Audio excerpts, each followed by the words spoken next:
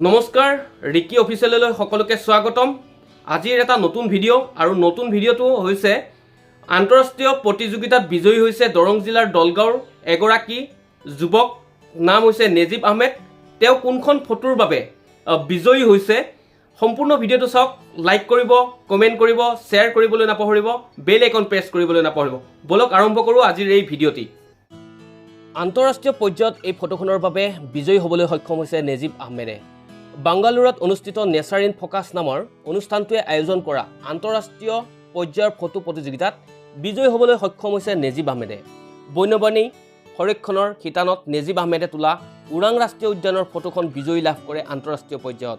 যোৱা 12 জানুৱাৰীত ওৰাং ৰাষ্ট্ৰীয় উদ্যানৰ পৰা খাদ্যৰ সন্ধানত ওলাই আহিছিল এটা প্ৰকাণ্ড বাঘ, য'ত একগোট হৈছিল হাজাৰ হাজাৰ লোক। সৃষ্টি হৈছিল বাঘ আৰু মানুহৰ মাজত তীব্ৰ সংঘাত। সেই সময়ৰ ফটোখনেই আবদ্ধ হৈছিলে নেজিব আহমেদৰ কেমেৰাত।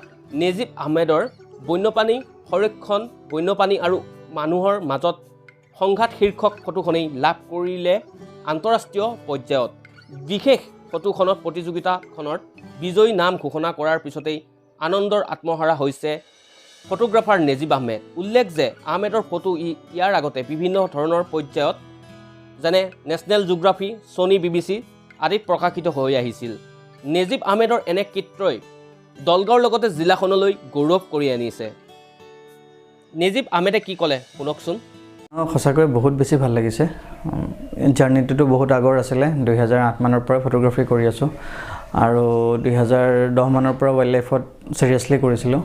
তাৰপিছত বহুত জেগা ঘূৰিলোঁ ফুৰিলোঁ আৰু পিছত ৱাইল্ড লাইফ কনজাৰ্ভেশ্যনটো বেছি ভাল পোৱা হ'লোঁ। ৱাইল্ড লাইফ কনজাৰ্ভেশ্যন পাৰ্টটো একশ্যন ফটোগ্ৰাফীও কৰোঁ আৰু নানানটা ৰাষ্ট্ৰীয় আন্তঃৰাষ্ট্ৰীয় পৰ্যায়ত পাব্লিকেশ্যনত দিছিলোঁ আৰু ফাইনেলি নেচাৰ ইন ফ'কাছৰ কনজাৰ্ভেশ্যন ছেকশ্যনত যোৱা 25 তাৰিখে উইনাৰ বুলি গম পাই ভাল লাগিছে। আৰু আপোনাক এই ক্ষেত্ৰত কোনে সহায় কৰিছে বা আপুনি এতিয়া বৰ্তমান ফটোগ্ৰাফাৰ হিচাপে আপুনি কৰেনে আৰু বেলেগ কিবা কৰ্মৰত কৰি আছে?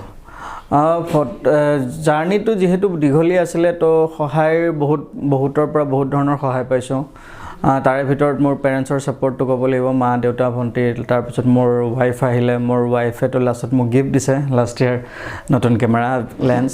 আৰু লগতে বন্ধুৰ ভিতৰত আমাৰ অৰ্ণৱ দা, মনোজ দা, লগতে মোৰ ভাতৃ নীলোৎপল মহন্ত, ৰফিক, এইফালে টেক্সাছ আছে ভূটানৰ, তো চবৰ পৰা সহায় পাইছোঁ। আৰু বিশেষকৈ এইখন ফটোৰ কথা যদি কওঁ, ফটোখন আছিলে ওৰাঙৰ দাঁতিকাষৰীয়া অঞ্চলৰ আৰু এইটো ক্ষেত্ৰত সহায় আৰু ছাপৰ্ট আছিলে আমাৰ মানে DFO wildlife division Mangaldai Pradipta Baruah sir, লগতে মোৰ বন্ধু প্ৰাণজিত, নয়ন, সকলোৰে ছাপৰ্ট বহুত বেছি আছিলে মোৰ কাৰণে।